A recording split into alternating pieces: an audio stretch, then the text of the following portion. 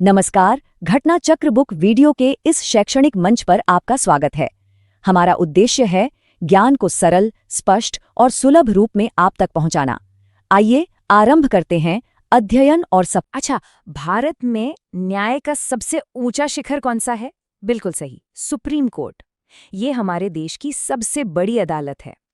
तो आज हम इसके बनने के पीछे की एक बहुत ही दिलचस्प कहानी समझने वाले हैं। तो चलिए एक सीधा सा सवाल, भारत की सबसे बड़ी अदालत में कितने जज हैं? सुनने में तो ये सवाल बड़ा आसान लगता है ना, लेकिन इसका जवाब उतना सीधा है नहीं, क्योंकि ये जो नंबर है ना, ये हमेशा से एक जैसा नहीं रहा है। तो फिर जवाब मिलेगा कहाँ? इसकी जड़ें उस किताब में है जिसने इस अदालत को बनाया है, और वो है भारत का संविधान। और इस इतने बड़े दस्तावेज के अंदर एक बहुत खास अनुच्छेद है जो इस पूरी कहानी की नींव है, इसका सेंटर पॉइंट है। यही है वो अनुच्छेद 124। ये आर्टिकल साफ साफ कहता है कि भारत का एक सुप्रीम कोर्ट होगा। और इतना ही नहीं, ये संसद को ताकत देता है कि वो जजों की संख्या तय करे। तो बस यहीं से हमारी गिनती की कहानी शुरू होती है। तो चलिए थोड़ा टाइम में पीछे चलते हैं, एकदम शुरुआत में, जब संविधान लागू हुआ था। सोचिए उस वक्त कोर्ट की तस्वीर कैसी दिखती होगी। एकदम शुरू में स्ट्रक्चर बहुत ही सिंपल था। एक थे चीफ जस्टिस और उनकी मदद के लिए 7 और जज, बस। मतलब कुल मिलाकर हुए सिर्फ 8 जज। इस नंबर को जरा याद रखिएगा, क्योंकि अब हम एक बहुत बड़ी छलांग लगाने वाले हैं। तो चलिए अतीत से सीधा आज में आते हैं, और अब देखिए कि तस्वीर कितनी ज्यादा बदल चुकी है। आज भी एक चीफ जस्टिस है, लेकिन अब उनके साथ हैं 33 दूसरे जज। सोचिए, ये तो वाकई में एक जबरदस्त जंप है। तो आज की टोटल संख्या क्या हुई? 34। जरा सोचिए, 8 से सीधे 34।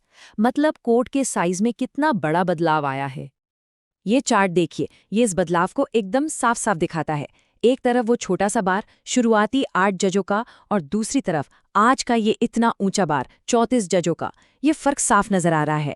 ये सिर्फ नंबर नहीं है, ये अपने आप में एक पूरी कहानी है। लेकिन सबसे बड़ा सवाल तो यही उठता है कि आखिर ये बदलाव हुआ क्यों? जजों की संख्या में ये जो 4 गुना से भी ज्यादा की बढ़ोतरी हुई, इसकी जरूरत क्यों पड़ी? ये सीधी सी तुलना सब कुछ बता देती है। 8 से 34 तक का सफर, ये सिर्फ नंबरों का खेल नहीं है। ये कहानी है कि कैसे हमारे देश की जरूरतों के साथ साथ हमारी अदालत भी बदली है, विकसित हुई है। तो इसकी वजह बड़ी सीधी सी है। देखिए, जैसे जैसे भारत की आबादी बढ़ी, लोगों के मामले बढ़े, तो अदालतों में केस भी तो बढ़ेंगे। न्यायपालिका पर काम का बोझ लगातार बढ़ता ही गया।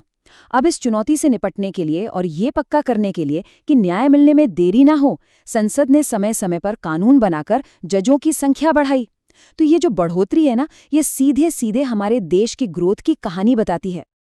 तो ये पूरी कहानी हमें एक बहुत बड़े सवाल पर लाकर खड़ा कर देती है। जजों की संख्या में इतना बड़ा इजाफा, इसका भारत में न्याय के भविष्य के लिए आखिर मतलब क्या है? क्या ज्यादा जज होने का मतलब है कि न्याय तेजी से मिलेगा और बेहतर मिलेगा? ये एक ऐसा सवाल है जिस पर सोचना तो बनता है।